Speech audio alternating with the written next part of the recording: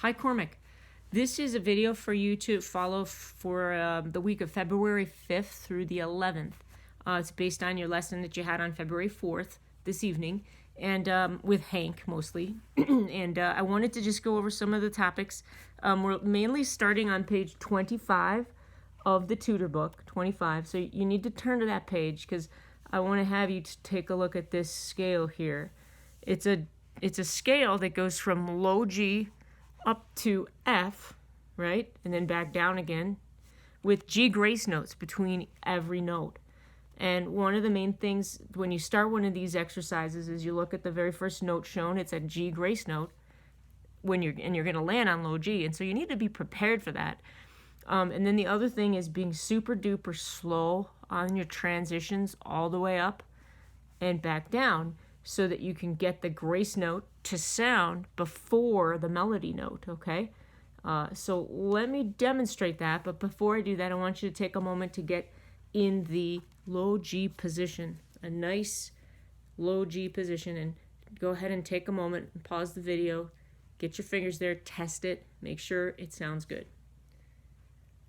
Okay, you should be in the low G position here, and you're going to want to just sound it one more time to make sure it's okay. Okay, there it is. And the very first thing we're going to do is, because the music showed a G grace note is the first sound we're going to make, is everything's in the low G position, but we put our G finger up to make the grace note. So you're going to go like this.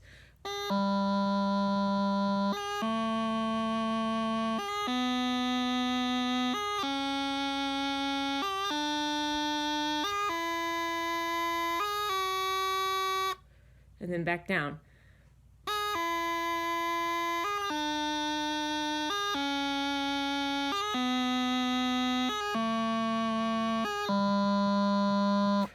So that's what we're trying for. You don't want to play too fast. Nice and slow wins the day.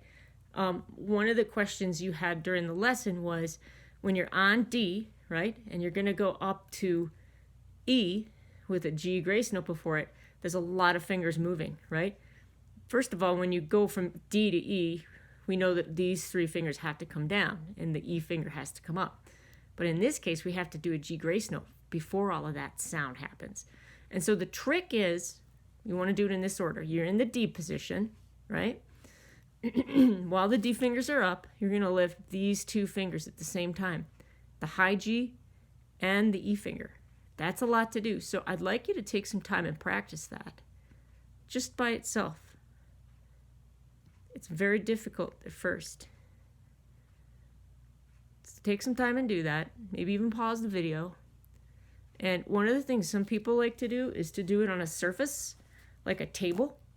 I'm pretending the book is a table, right? And think about leaving your middle finger down and these two fingers come up. Can you do it on a table? Try it. Try and do 5 in a row, right? Where you move them up at the same time. Take some time, pause the video and do that. And now that you've practiced moving these two fingers up and down off the chanter at the same time, we can practice this movement from D up to E with a G grace note. It's going to go like this in slow motion.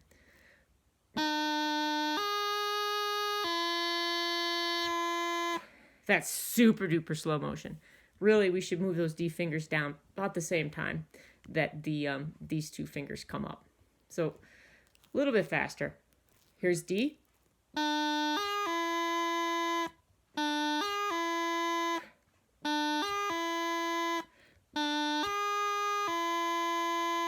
So I want you to try that a whole bunch to get that transition from D up to E. And then up to F, it's just these fingers come off together and then just the G comes down. Right?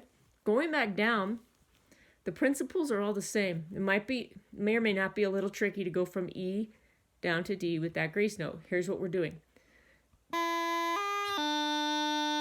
So it's a reverse of what you just did. You're on E, lift the G grace note finger, right? Lift the D fingers, and then lower both of these.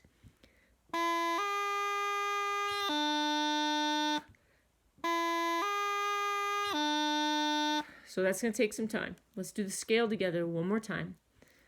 The first sound we're going to make is a G grace note. This is the scale at the bottom of page 25.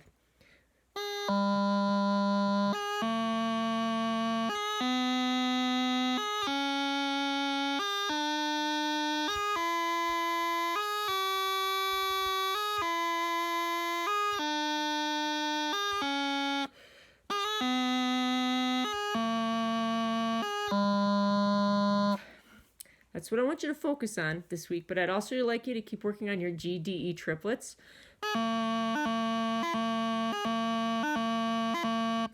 Or on low G. Or on B.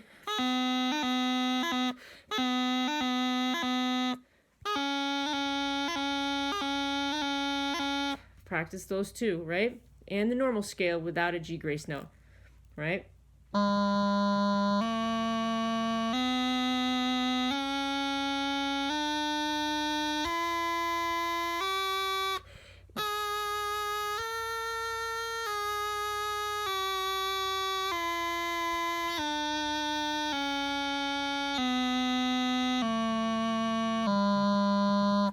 You notice I didn't play that fast. Happy chantering!